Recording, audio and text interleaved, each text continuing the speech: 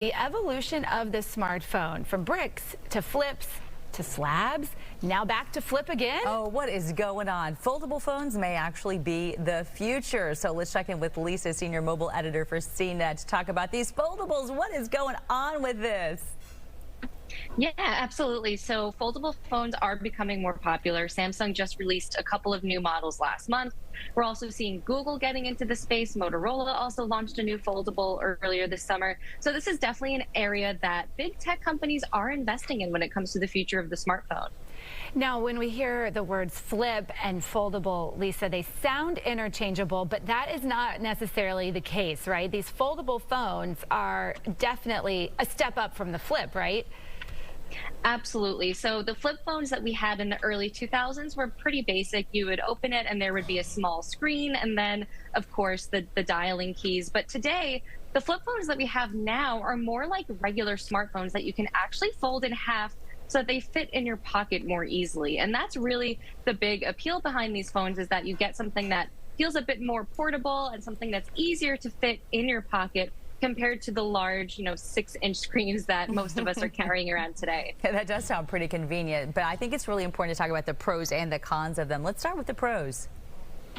So the pros is the portability for sure. The design is pretty unique, so some people really like that because they like to have their phone be a statement piece.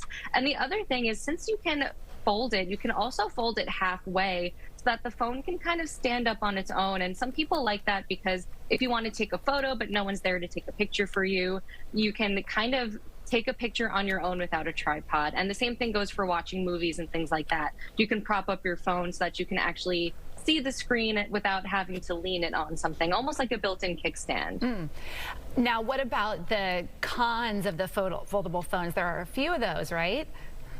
Absolutely. So the biggest con is that these devices are expensive. The flip phones cost around $1,000 and the larger foldables cost around $1,800, which is a lot of money for most people. And beyond that, there's still some design quirks. For example, there's still a big crease that runs down the middle of the screen, and some people might not be okay with that.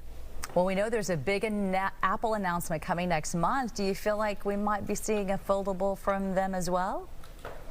Definitely not next month. Apple is usually late to the game when it comes to these types of new categories because they like to take time and make sure that whatever product they're working on is ready, and also that the category itself is ready. Even though foldables have been around for almost half a decade now, they're still somewhat new. So I don't think we'll be seeing a foldable phone from Apple anytime in the near future.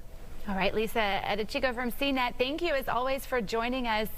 You have a great day. We'll talk to you again soon. Thank you.